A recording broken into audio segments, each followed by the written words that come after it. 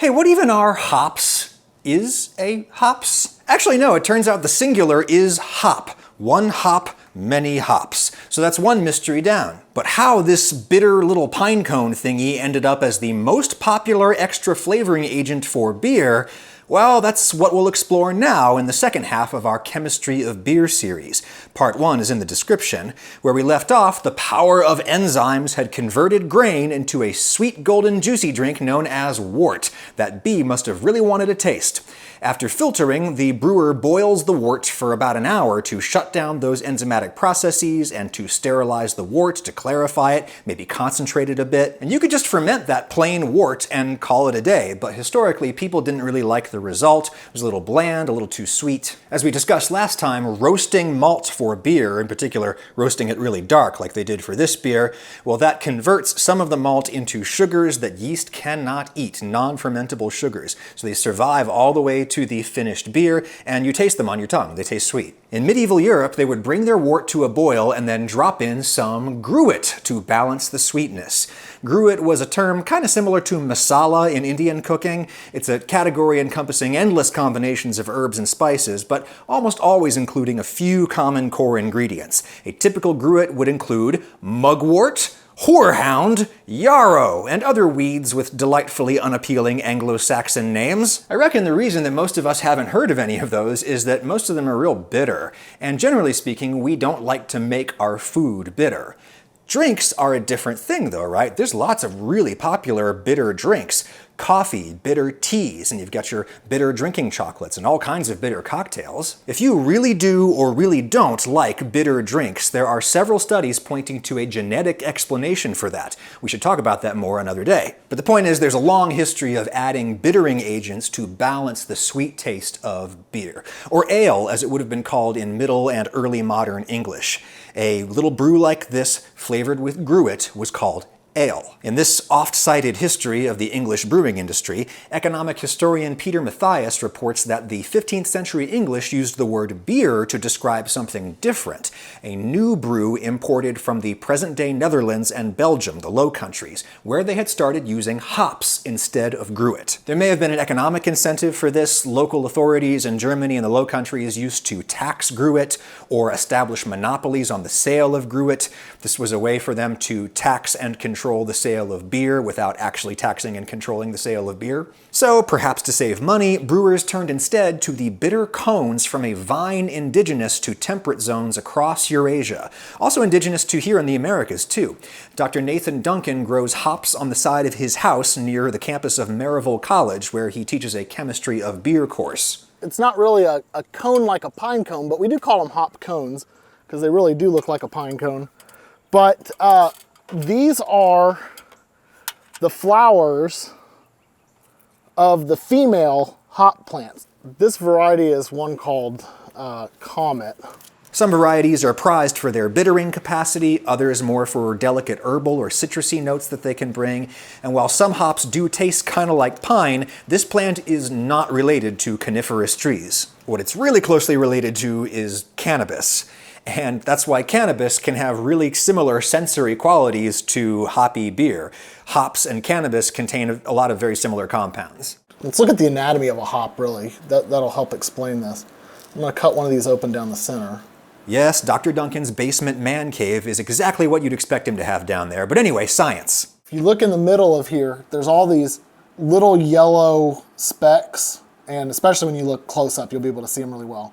Those are coming from what are called the lupulin glands of the hop cone. That right there, that yellow stuff, is the hop oils, the hop resins that it's extremely bitter, but it also contains most of the compounds that we're trying to extract from the hops.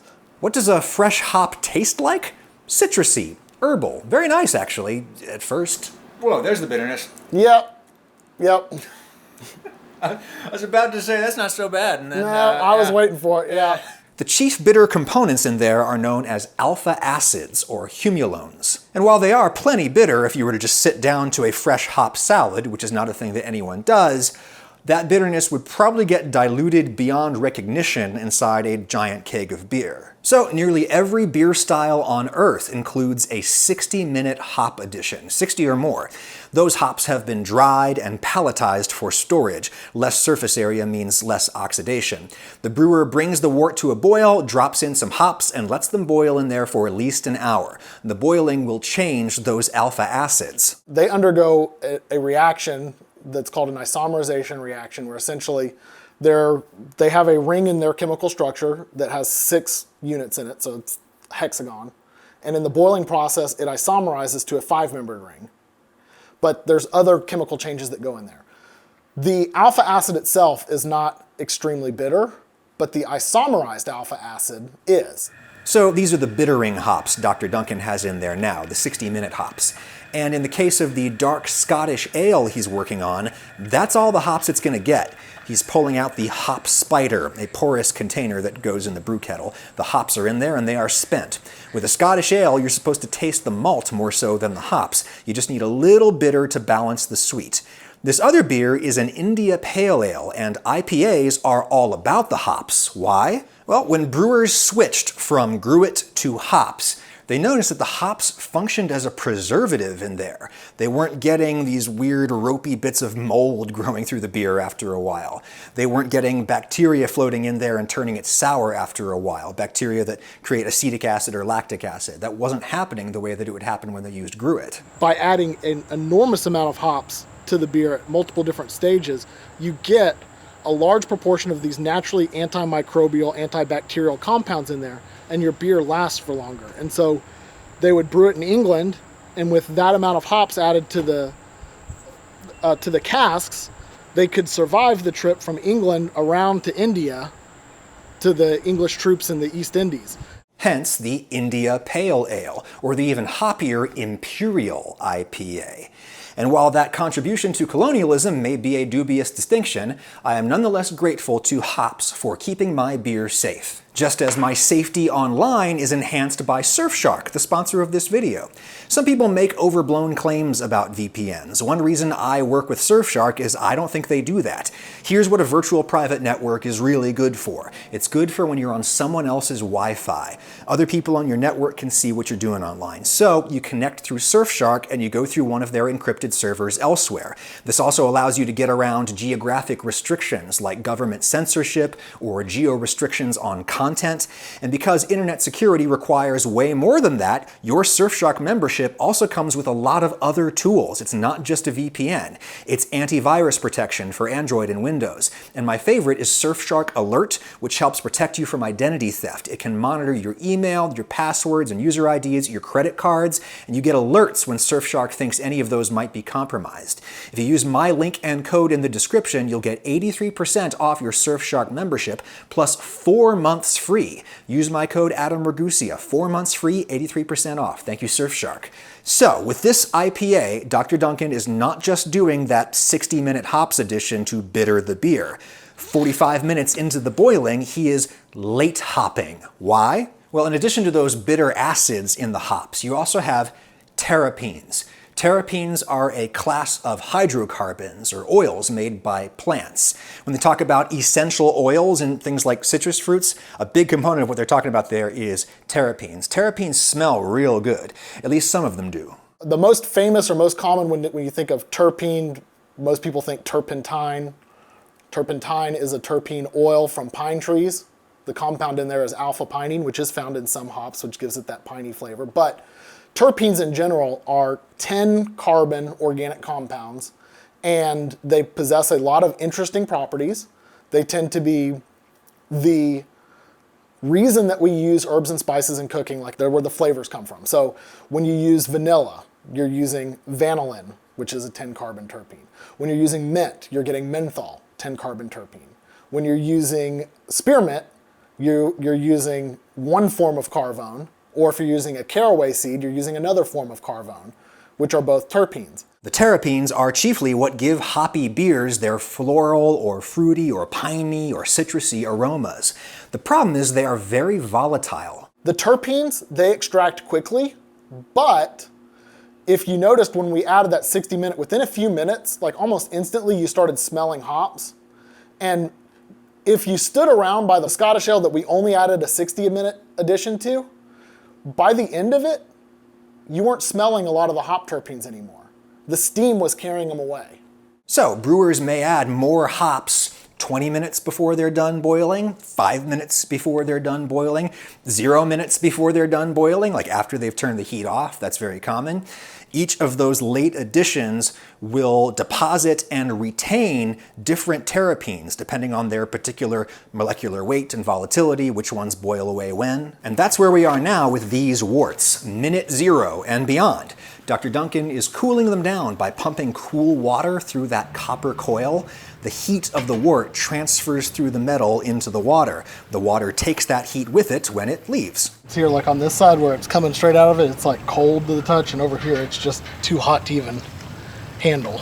The wort is also too hot for the yeast to handle. You'll kill them if you put them in now, hence why the wort needs to cool, and to cool quickly before any other microbes get in there and set up shop. Likewise, that's why he is sterilizing all his instruments over here. The beer will never be boiled again, so now he has to work real clean to keep out any buggies that might outcompete the yeast or make the beer taste sour or funky.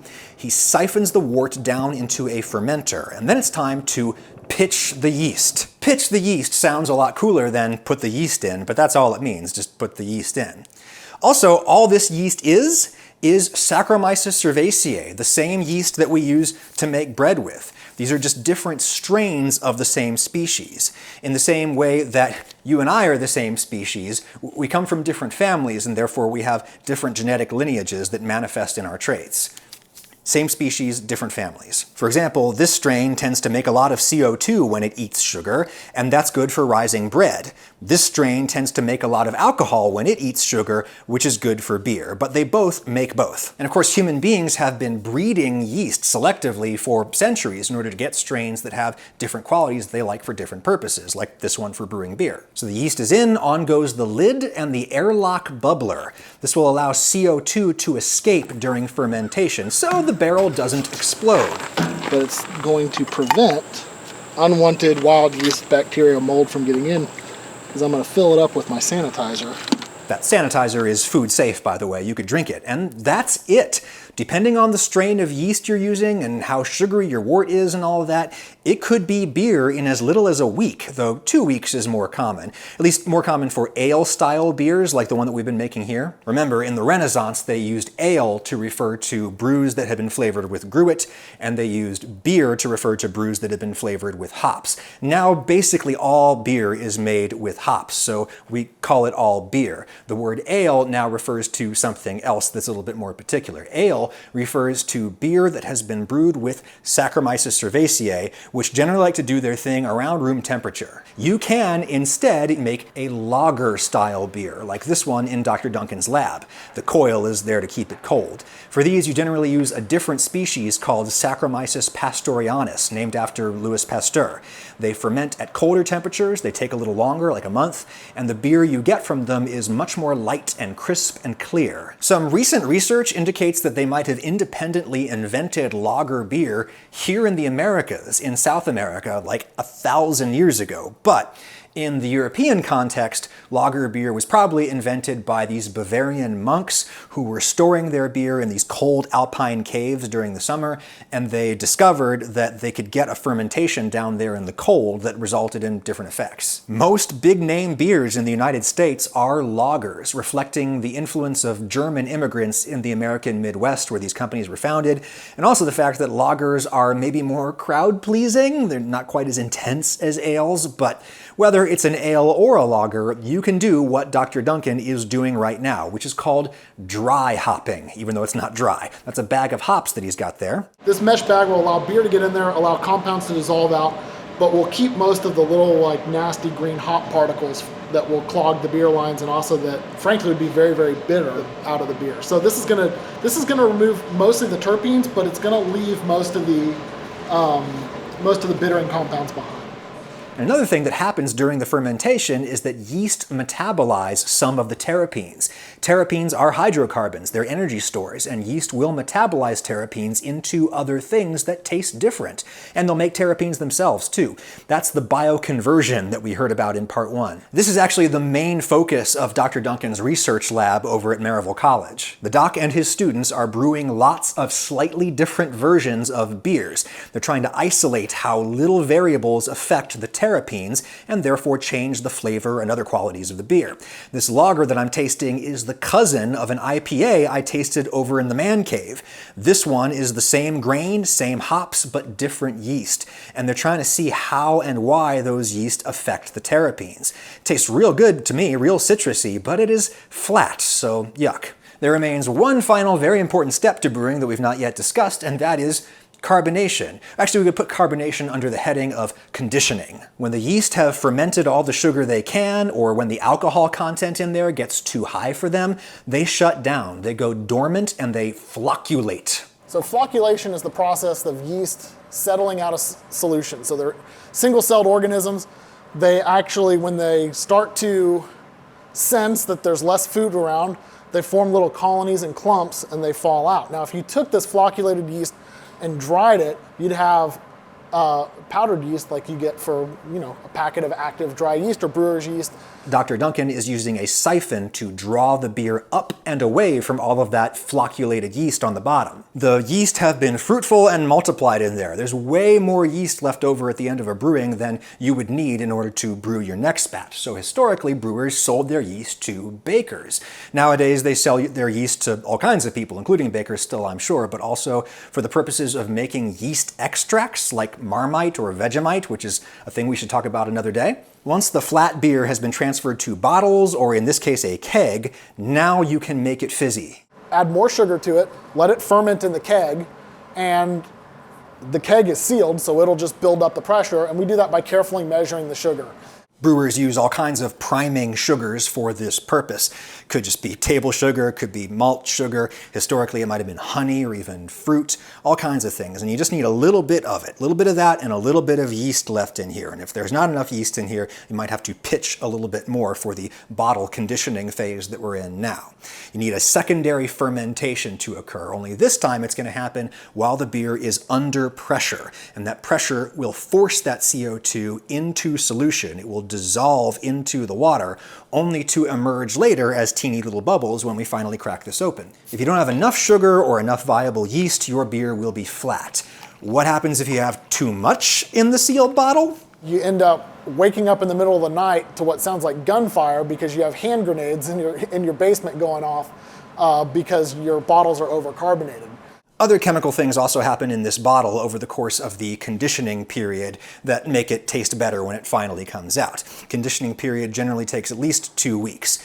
Agonizing weeks, I'm sure, when shell-shocked brewers just jump at the slightest bump that they hear in the house for fear that something terrible is going on downstairs. You'll understand why probably most beer these days is not carbonated naturally. The other way that we can do, which is the way that I generally prefer, is to take this beer and just connect it to a CO2 tank and force carbonate it. And the reason why I like that is if we do more fermentation, the yeast, there is still a little bit of yeast in solution. That will start to propagate and we'll get another layer of yeast sediment in this keg. And that'll come out with the first beer that we pour, But not even that will necessarily keep you safe during the conditioning period. Say you weren't real careful with sanitizing your bottles or your keg. Yeast cannot metabolize starch, this we know. That's why we had to convert starch in the grain into sugar. But there's still a lot of unconverted starch in here. That's what most of the calories in beer are. Unconverted starch. We can metabolize starch. You know who else can? Certain kinds of bacteria that might be in here if you didn't do a good job sterilizing. Some people call those gusher bacteria because when you open them, those beer bottles are gushers. And I had one that I just barely pried the top off of it, and it shot off with such force that it knocked the bottle opener out of my hand, and the bottle cap hit the ceiling, and it was just like a bottle. It was like a champagne fountain, and I had just opened it. So, get into brewing at your own risk. But the rewards. This is the IPA that we brewed outside. And here's the Scottish Ale. What's that smell? Pete? Yeah. Smells like a dumpster fire. Yep. Yeah, real smoky from that peated malt. And here's where we shall leave things. Eagle-eyed viewers to the Part 1 video noticed that this beer is called Pearson's Dumpster Fire, so named by the Maryville College students who wrote the recipe. Really, the full name of it is the Great Pearson's Dumpster Fire of 2019. This building over here, that's Pearson's Hall. The cafeteria is in there, and one day during beer class, the dumpster kinda sorta caught on fire. It happens. So they wanted to make a smoky beer, and we said, well, what are you going to name it? And they said, well, let's name it the Pearson's Dumpster Fire, because it still smelled like smoke from when the dumpster had accidentally caught on fire earlier that day. Well, at least the kids over there are learning some real-world skills, right? Beer and civilization were born together, so as long as we're together, I reckon there will always be a market for delicious beer.